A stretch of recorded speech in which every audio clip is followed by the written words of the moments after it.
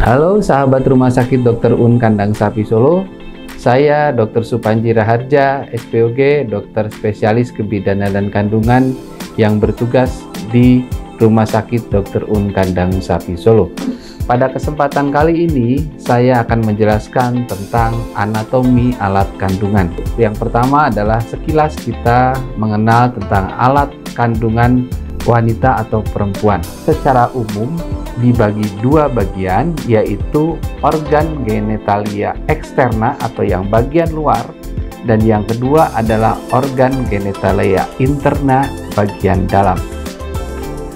Organ genitalia eksterna ada beberapa bagian. Yang pertama disebut mons veneris, kemudian yang kedua ada labia mayora, labia minora, vulva atau sering disebut dengan lubangnya, kemudian ada bulbus vestibuli, dextra dan sinistra, dan introitus vagina serta perineum.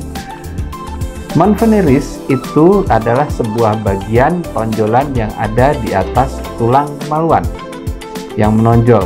Kemudian yang kedua ada labia mayora, adalah bentuknya seperti bibir yang membatasi bagian kanan dan kiri organ genitalia eksterna.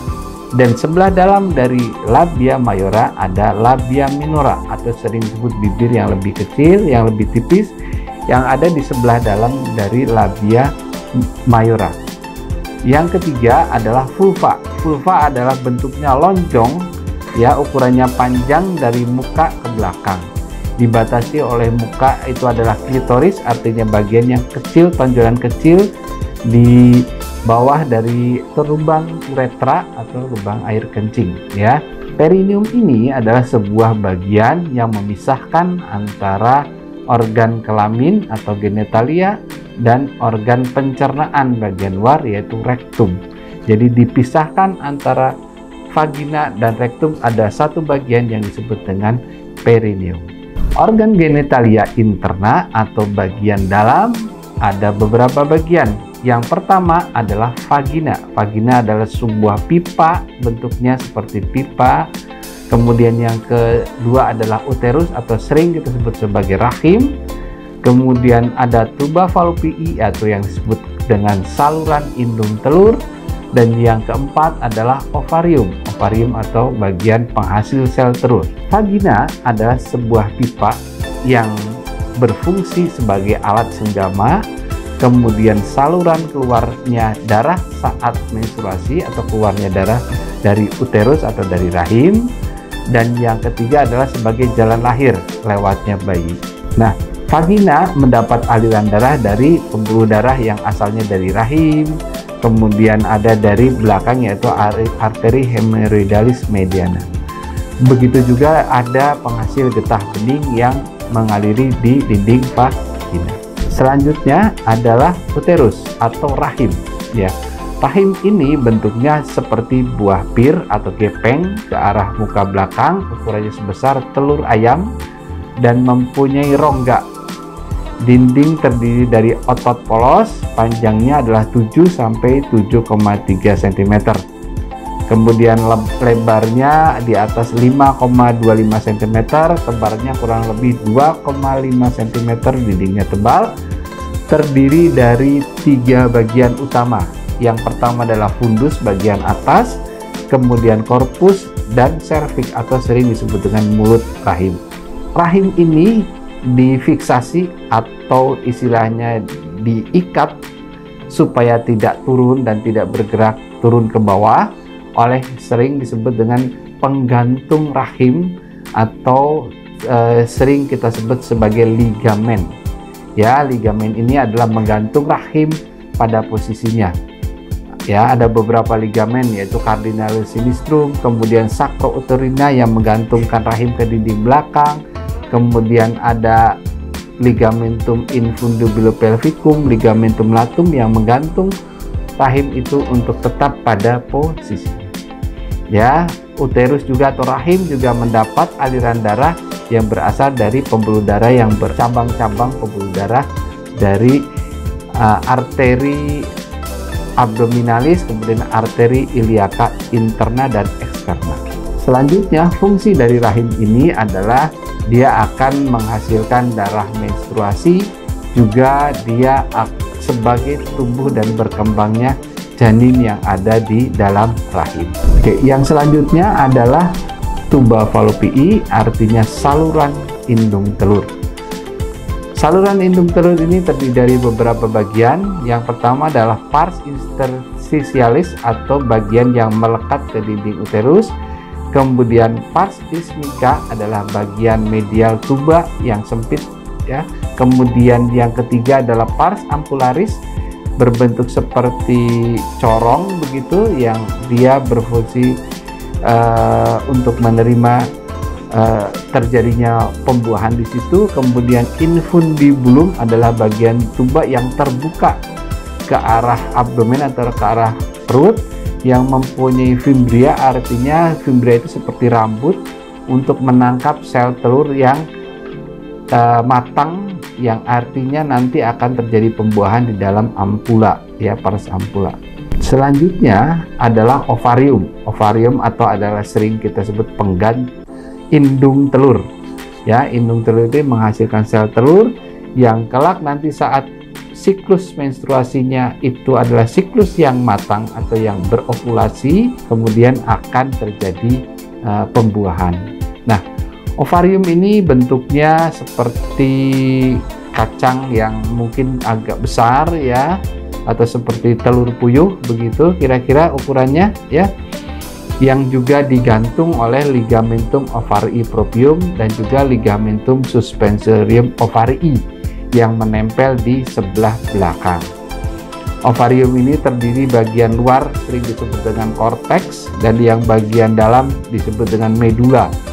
Ya, korteks ini diliputi oleh epitel germinativum yang berbentuk kubik, dan dindingnya terdiri dari stroma serta folikel primordial. Yang dimaksud dengan folikel primordial atau bahasa awamnya adalah folikel atau bibit dari sel telur tersebut, di mana folikel primordial ini saat proses siklus menstruasi dia akan mendapat rangsangan yang akhirnya menjadi satu saja folikel yang matang, yaitu folikel the graft yang siap untuk dibawahi dan menjadi bakal janin atau hasil sebuah konsepsi.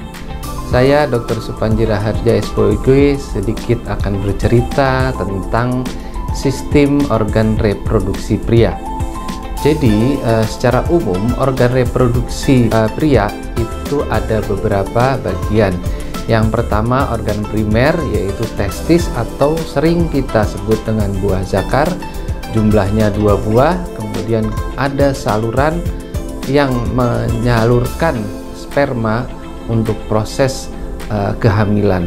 Saluran itu ada beberapa bagian. Biasanya kita dalam bahasa medis menyebutkan ada saluran vas efferens, epididymis, dan vas deferens, serta kelenjar-kelenjar pelengkapnya yang berfungsi untuk menunjang proses menghasilkan sperma yang baik.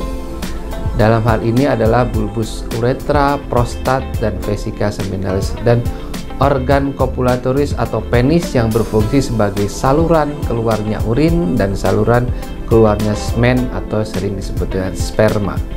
Setelah sebelumnya kita membahas tentang sistem reproduksi pria dan wanita, sekarang kita beranjak kepada bagaimana terjadinya proses buah kehamilan yang dimulai dari proses yang disebut dengan konsepsi ya. Tapi sebelum terjadi konsepsi, masing-masing proses dari pria dan wanita ini berproses terlebih dahulu, yaitu proses spermatogenesis dan proses ovulasi. Ovulasi adalah menghasilkan sel telur yang matang, dan spermatogenesis adalah menghasilkan sel sperma yang matang. Jadi intinya dari proses sebuah kehamilan ini masing-masing baik pria ataupun wanita itu sebelumnya mempersiapkan atau dipersiapkan untuk menghasilkan bibit-bibit yang unggul terlebih dahulu ya. Nah, proses spermatogenesis atau pematangan sel sperma itu berlangsung, prosesnya adalah kurang lebih selama 2 hari. Kemudian untuk sel telur atau ovulasi yang matang itu prosesnya adalah sekitar 14 hari. Nah, makanya untuk proses fertilisasi ini untuk menghasilkan sel telur dan menghasilkan sperma waktunya berbeda. Maka saat terjadi konsepsi ataupun fertilisasi yang optimal, maka harus selalu dipaskan pada waktu yang tepat. Ya, sehingga dengan bibit yang baik otomatis akan menghasilkan keturunan yang baik. Konsepsi adalah penyatuan gamet pria dan wanita terjadi di ampula tuba, falopii atau saluran indung telur. Spermatozoa itu bergerak dari vagina masuk ke dalam rahim, kemudian lanjut ke saluran telur. Spermatozoa dapat bertahan hidup dalam saluran reproduksi wanita selama kurang lebih 24 jam. Nah, sperma itu mengalami kapasitasi, yaitu penyesuaian di dalam saluran reproduksi wanita kurang lebih selama 7 jam. Setelah itu, selubung glikoprotein yang ada di plasma semen atau di sperma itu dibuang.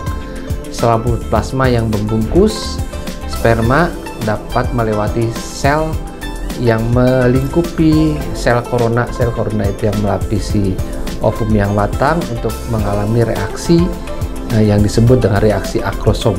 Ya, nah setelah itu akan terjadi proses akrosom, kemudian masuk menembus satu lapisan lagi yang disebut dengan zona pellucida.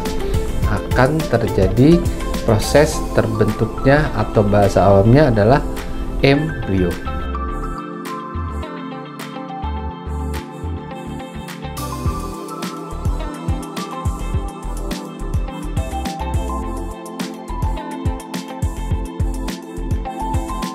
Jadi intinya bahwa sebuah proses kehamilan itu dimulai dari proses pembentukan sel telur yang matang dan sel sperma yang matang.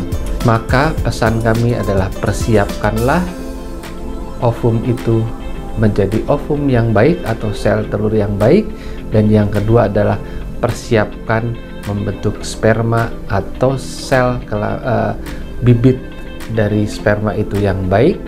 Jadi dengan bibit yang baik dari pria dan wanita akan menghasilkan keturunan yang baik, dan tanamlah bibit tersebut pada waktunya. Artinya tanamlah pada saat wanita itu masa subur, saat optimal, sehingga akan menghasilkan hasil yang baik.